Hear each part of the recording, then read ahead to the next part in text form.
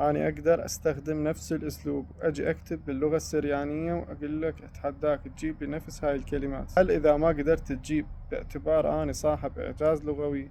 طبعا ما أعرف شنو وجه مقارنة اللغة العربية مع اللغة السريانية. اللغة العربية هي أكثر لغة تشعب من حيث الأساليب والتراكيب والبيان، فالبلاغة بهاي اللغة تكون أكثر من غيرها.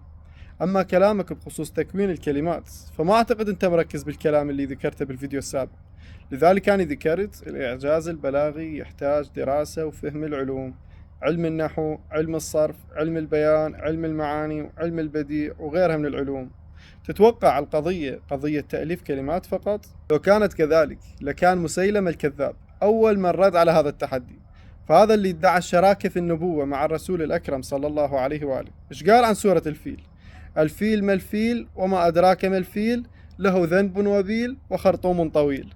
ورتب كلمات عن الضفدع وادعى أنها آيات. فشنو سوى مسيلمة؟ ألف بين الكلمات فقط دون الوقوف على المضامين المطلوبة، وهذا خلاف البلاغة، فصار أضحوكة التاريخ. نقل لنا الشيخ محمد هادي معرفة بكتاب تلخيص التمهيد بالجزء الثاني صفحة 135، نقل قول الرافعي بكلمات مسيلمة. شنو قال؟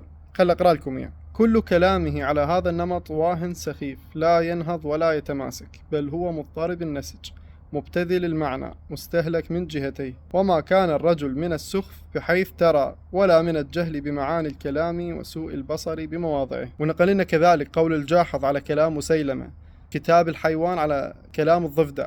شو يقول الجاحظ؟ ولا أدري ما هيج مسيلمة على ذكرها، ولم ساء رأيه فيها، حتى جعل بزعمه فيما نزل عليه من قرآنه. الجاحظ يقول ما أعرف شنو وجه البلاغة باختياره للضفدع. وهناك رد قوي للسيد الخوئي رحمة الله عليه على من جاء بسورة مشابهة لسورة الفاتحة، هذا اللي قال الحمد للرحمن رب الأكوان بدل الحمد لله رب العالمين. بس كتبوا الحمد للرحمن رب الأكوان السيد الخوئي راح يطلع لكم الرد كلش لطيف. فالقضية مو قضية تأليف كلمات فقط،